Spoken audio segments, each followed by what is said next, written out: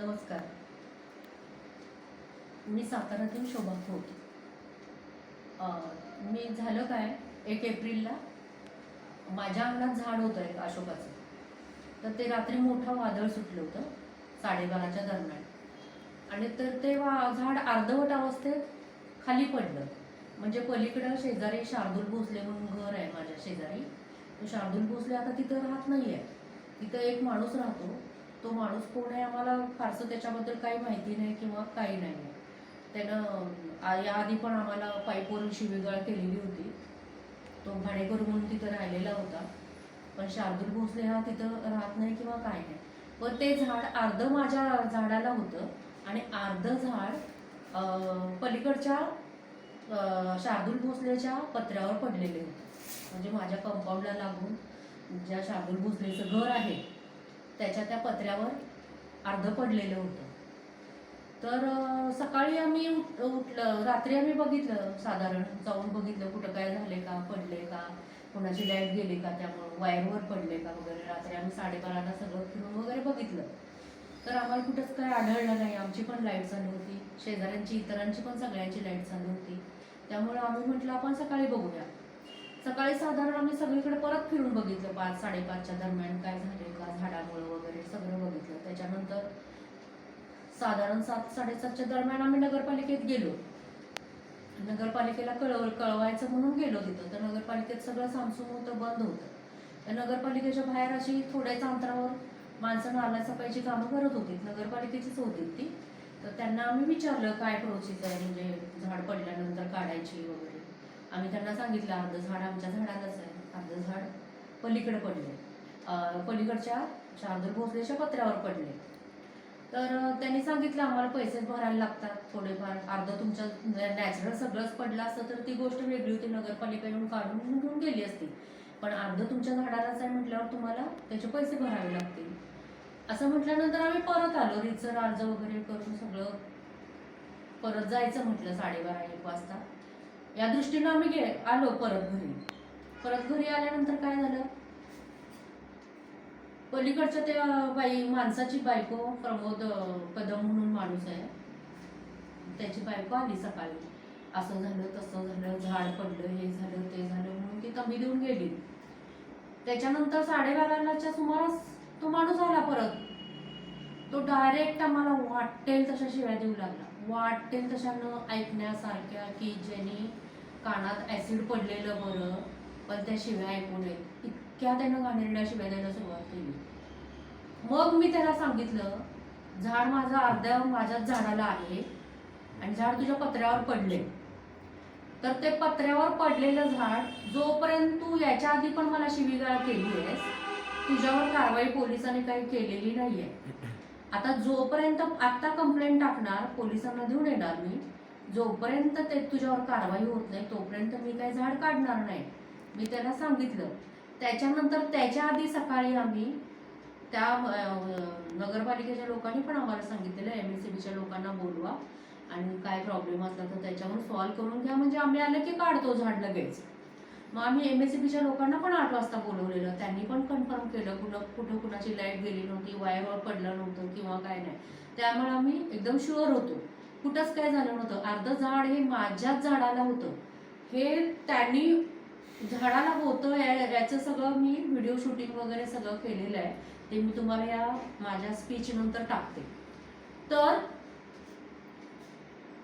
12 वाजता 12:30च्या दरम्यान हा शिव्या देऊन गेल्यानंतर काय झालं, इतक्या घाणेरड्या शिव्या दिल्या न ऐकण्यासारखं, ऐकूच शकणार नाही अशा त्या माणसानं शिव्या दिल्या. प्रमोद कदम नावाच्या माणसानं, तो जो ड्रायव्हर आहे एका कोणाच्या तरी गाडीवर पहिल्यापासून, आणि तो आम्हाला ते केस त्यानं आमच्यावर त्यानं केस टाकलेली आहे ऑलरेडी. तो मालक नसताना, काही नसताना कोर्टात केस टाकलेली आहे त्यानं. कोर्टानं केस पण ऍक्सेप्ट केली आहे. ना त्याचं 7/12वर नाव आहे, ना त्याचं फेरफारवर नाव आहे, ना कशावर त्याचा कसला पुरावा आहे. त्यानं खरेदीचा दाखला दिलाय, काही दिलेलं नाही. फक्त तो राहतो घराचा नकाशा दिलाय आणि ते कोर्टानं ती केस ऍक्सेप्ट केलेली आहे की माझे पाईप माझ्याच थोडंच 5 फुटाच्या भिंतीपासून 5 फूट अंतरावर माझ्याच घराच्या अंतरात मी सोडलेल्या जागेत मी पाईप टाकलेले आहे. तर तो म्हणे की माझ्याकडे आलंय ते 2 इंचानं सरकून, त्याच्यावरून त्यानं माझ्यावर केस टाकली आहे कोर्टात, आणि ती कोर्टाने ऍक्सेप्ट केली आहे मालक नसताना, कागद नसताना पण. त्याच्यावर आम्हाला कळलं की तो माणूस काय करतो काय नाही, त्याच्यात ते डिटेल लिहिलेलं, तो काय राहतो कसा राहतो. तेव्हा आम्हाला कळलं की तो आमच्याकडं पलीकडे कोणतरी माणूस राहतोय. तोपर्यंत आम्हाला माहित होतं की ते शार्दूल भोसलेचंच घर आहे, त्याचं आणि आमचं येणं जाणं त्याच्या आई वडिलांचं होतं वगैरे वगैरे. त्याचे आई वडील वारले शार्दूल भोसलेचे. तर हा 12:30ला शिव्या वगैरे देऊन गेल्यानंतर डायरेक्ट वळला, 5 मिनिटाच्या अंतरावर गेला. 5 मिनिटात पोलिसांना घेऊन आला. पोलीस काय म्हणे, आला आमच्याकडे वर पोलीस. तर पोलीस काय म्हणू लागले आम्हाला, कॉन्स्टेबल होते ते म्हणाले मॅडम तुम्हाला पोलीस स्टेशनला तुम्हाला नेल्यानंतर तुमच्या बाबतीत काय काय करतो आम्ही माहिती आहे ना. मी म्हणलं का, काय झालं. तर म्हणे झाड पाडलं तुम्ही. म्हणलं तुम्हाला कोण म्हटलं आम्ही झाड पाडले, आम्हाला तुमच्याकडे पुरावा आहे का म्हटलं आम्ही झाड पाडल्याचा. तुम्ही आधी बघा म्हटलं झाड आधी, आणि मग सांगा मला काय झालंय. तर म्हणे मॅडम तुम्हाला आम्ही पोलीस स्टेशनमध्ये नेल्यानंतर काय काय करतो माहिती आहे ना, मग तुम्ही आगाऊपणा कशाला करता, असं म्हणून त्यानं मला तंबी दिली त्या पोलिसांनी.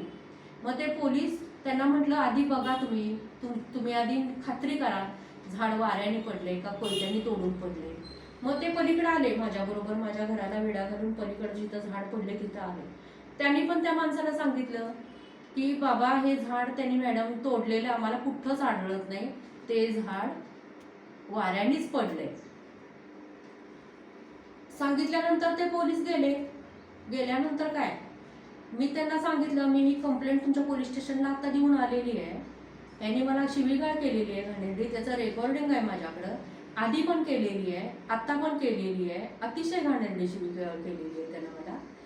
तर ही शिवीगाळ ह्याच्यावर जोपर्यंत कारवाई होत नाही तोपर्यंत मी काय झाड तोडणारच नाही, नगरपालिकेला पण मी देणार नाही म्हटलं. मी नगरपालिकेत चालले होते, सकाळीच जाऊन आले मी त्यांना कंप्लेंट द्यायला वगैरे, सगळं मी व्यवस्थित करून आले होते. तर गेले ते पोलीस. गेल्यानंतर काय, नगरपालिका पळत माझ्या दारात, झाड तोडायचंय तुमचं. म्हणलं तुमच्याकडे कंप्लेंट कोणी दिली आहे. तर नाही म्हणे ते प्रमोद कदम म्हणून नाही त्यांनी. म्हणलं त्यांचे मालक तो मालक आहे का, त्याचं तुम्हाला द्यायचं काय कारण, त्याचं घर नाही आहे ते, तो कसं काय देऊ शकतो. आणि झाड माझं आहे, स्वतःच तोडायला झाड माझं आहे, झाड माझं आहे, माझ्या झाडाला अर्ध झाड आहे. तुम्हाला मी परमिशन दिलेली नाही आहे माझं झाड तोडायची. असं करून ते दिवसभर त्या दिवशी माझ्या दारात नगरपालिकेची गाडी 4-4, 5-5 माणसं 12 वाजल्यापासून संध्याकाळी 6 वाजेपर्यंत माझ्या दारातच उभी होती. त्याच्यानंतर मी त्यांना ताबडतोब लेटर देऊन आले, माझ्या परमिशन शिवाय माझं झाड तोडायचं नाही. आणि माझं झाड पडलेलं आहे पलीकडं शार्दूल भोसलेच्या घरावर. जर काय नुकसान झालं त्याच्यामुळं माझ्या झाडामुळं तर मी पूर्ण देण्यास भरपाई तयार आहे, असं मी त्यांना लिहून देऊन आलेले अर्ज. तरी पण 4 दिवस कंटिन्यू ही लोक माझ्या नगरपालिकेची गाडी अर्ध्यामध्ये 2 तास, अर्धा तास, 2 तास, अर्धा तास येऊन थांबायची. 4 माणसं 1 गाडी असे येऊन थांबायचेच, आणि झाडावर घाव घालून जायचे सरळ सरळ. आणि एकदा तर ते कांबळे म्हणून आहेत, त्यांनी सांगितलं माझ्या मुलाला तंबी द्यायला माणसं पाठवलीवर, तू कबूल कर म्हणे तू झाड तोडलेस, कबूल कर म्हणे तू झाड तोडलेस. आम्ही झाड तोडल्याचा पुरावा, आम्ही त्यांना म्हणलं तुम्ही आम्हाला पुरावा द्या, आमचंच झाड आहे, आम्ही तोडलं असतं, आम्हाला काय फरक पडला असता, आमचं झाड तोडायला आम्हाला कुणाची भीती आहे म्हटलं. त्यांना सांगितलं आम्ही तोडलं असतं आमचं झाड. आम्ही नाही म्हणे तुम्ही तोडल्याची कबुली द्या, तुम्ही तोडल्याची कबुली द्या. म्हटलं का देऊ. त्याच्यानंतर पोलीस स्टेशनमधनं फोन यायला लागले 2 दिवस, आम्हाला वरनं फोन येतात, वरून फोन येत आहे ते झाड तेवढं काढून घ्या. मी म्हटलं झाड काढायची माझी काहीच हे नाही आहे, हरकत काहीच नाही आहे, फक्त त्या माणसावर ऍक्शन घ्या ज्यानं मला घाणेरड्या शिव्या दिल्या. माझी चूक नसताना माझ्या दारातून चौकात उभा राहून त्यानं घाणेरड्या शिव्या दिलेल्या आहेत. तो मी म्हणजे काय रस्त्यावर उभा राहणारी बाई नाही किंवा घाणेरडी बाई नाही आहे त्याने इतकं घाणेरडं मला बोलायला. मी त्यांना तेच सांगत होते 4-5 वेळ. पोलिसांना पण मी दिलं की हा माणूस झाड तोडण्याच्या माझ्या प्रयत्नात आहे. तर 4थ्या दिवशी त्यानं 4:01ला सरळ सरळ 5 6 7 माणसं घेऊन आला, 6 माणसं घेऊन आला. त्याचा व्हिडिओ मी टाकतीये. विळा फिरवत माझ्या अवतीभोवती विळा फिरवत ते दोघं तिघं शिव्या देत देत माझं झाड त्याने ओढून ओढून आमचे लचके काढल्यासारखे त्या 7-8 गुंडांनी आमचं झाड तोडून ओढून ओढून तोडून गेले. बरं, त्यांच्या पत्र्यावरच होतं तेवढं खाली रस्त्याच्या एका टोकापर्यंत पण आलं नाही ते झाड. अर्धं झाड मला झाडालाच होतं. तर त्यांच्यावर मी शूटिंग वगैरे घेतलं, सगळं दिलंय. मी मुख्यमंत्र्यांना पण कळवलं असं असं झालंय. ते विळा घेऊन आम्हाला दहशत माजवत होते, आम्हाला शिव्या घालत होते. तो माणूस शिव्या देत होता. तो माणूस शिव्या देतोय अशा की अर्धी नांगऱ्याची, अर्धी अजित पवारची वगैरे वगैरे. तो इतक्या घाणेरड्या शिव्या देतोय. तर त्याच्यावर आम्ही परत मग त्या दिवशी काय झालं, ही माणसं झाड तोडायला लागली. तर आम्ही 112ला फोन केला. 112ला फोन केल्यानंतर 112 वाले काय म्हटले, कुठे आहे म्हटलं, शाहूनगर गोडोलीमध्ये टेलिफोन ऑफिसच्या इथं आम्ही राहतो तिथे. तर ते म्हटले काय झालंय, किती माणसांना रक्तपात झालाय, कोयत्याने मारहाण झाली का, मग ॲम्ब्युलन्स पाठवू का बरोबर, रक्त जास्त सांडलंय का, सिरियस आहेत का तुम्ही, कोण तुम्हाला मारहाण केली का या लोकांनी, काय झालंय नेमकं, किती माणसं पाठवायची, किती गाड्या पाठवायच्या. अशामध्ये त्यांनी 15 मिनिटं फक्त घुमवलं मला. त्याच्यानंतर 15 मिनिटं त्यांची गाडी आलीच नाही. त्याच्यानंतर परत मी फोन केले, बाबा गाडी पाठवा, माझं झाड तोडायला लागलेत, माझं झाड ओढायला लागलेत ही लोक, त्यांचं काही कारण नाही, माझं त्या माणसाचा काही संबंध नाही, त्याचा घर नाही काय नाही. तो असा दादागिरी करून त्या मेन मुलाला घरात नाही, निष्पाप मुलाला आईवडिलांनी बिन आईवडिलांच्या मुलाला बाहेर काढून तो गुंडांना घेऊन तिथं राहिलेला माणूस आहे. त्याचा काही संबंध नसताना तो माझं झाड तोडतोय. तुम्ही या लवकर म्हणून मी त्यांना रिक्वेस्ट केली. अजिबात आले नाहीत हे 112 नंबरवाले. मग त्याच्यानंतर एक अर्ध्या तासाने सगळं सामसूम सगळं जिथल्या तिथं झाल्यावर, झाड बीड तोडून झाल्यावर मग ते आले. नगरपालिकेची गाडी आमच्या दारात पाहुणे म्हणून उभीच होती. मग ते पोलीस आले. त्यांनी म्हटले, काय झालं मॅडम, कसं झालं मॅडम, ह्या झालं मॅडम, त्या झालं मॅडम. मग ते त्यांची लोणी माझ्याला लावणं सुरू झालं त्यांचं. त्याच्यानंतर त्यांनी परत बघितलं काय झालं, त्यांनी फोटो वगैरे काढले, टिक फोटो काढले, झालं. आणि म्हणले, मॅडम आता काय करायचं, हे झाड तर पडले तुटले इथं रस्त्यावर तर आले पुढे, आता काय नगरपालिकेची गाडी नेऊ दे का. म्हणलं आता नेऊ दे कसं, नेलंच पाहिजे, आता इथं रस्त्यावर तर मी ठेवून काय करणार. आणि मग नगरपालिकेनं ते आणून ठेवलं एका बाजूला झाड, ह्या बाजूला मी त्यांना ते नेत होते. मी त्यांना रिक्वेस्ट केली की असू दे, हे झाड माझ्या इथं साईबाबाचं देऊळ आहे, मला तिथे घेऊन मी ते लाकडं देऊन टाकेन. माझ्या रिक्वेस्ट प्रमाणे ऐकली त्यांनी. कसं तरी मी विनवण्या केल्या. तर नगरपालिकेने इकडं माझं झाड माझ्या कंपाऊंडला लागून ओढून काढून ठेवलं. त्याच्यानंतर संध्याकाळी 7 वाजता त्यांची नोटीस आली, झाड तोडले तुम्ही, मग तुम्हाला पनिशमेंट बसल, मग तुमचं असं बसल, मग तुमचं तसं बसल. ही आम्हाला नोटीस त्यांची ह्यांची. आणि म्हणे हे नोटीस घ्या तुम्ही, आम्ही काय तुम्हाला करणार नाही, आणि घ्यायची म्हणून घ्या. आम्ही पण मी नव्हते, माझ्या मिस्टरांकडे ते नोटीस देऊन गेले.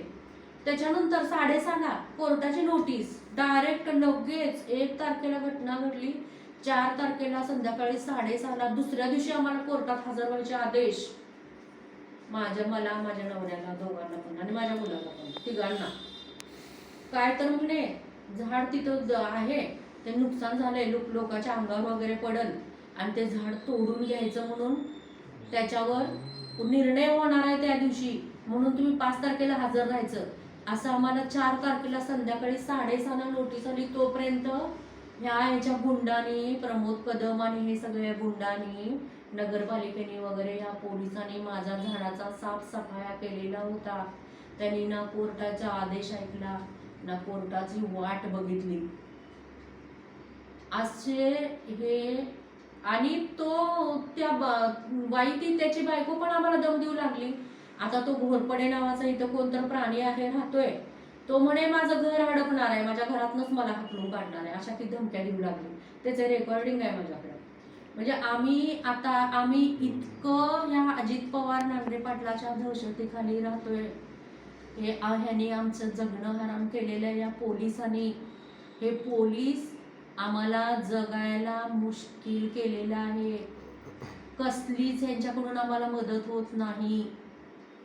आम्ही जगायचं का नाही हाच आमच्या पुढे आता प्रश्न आहे. नमस्कार.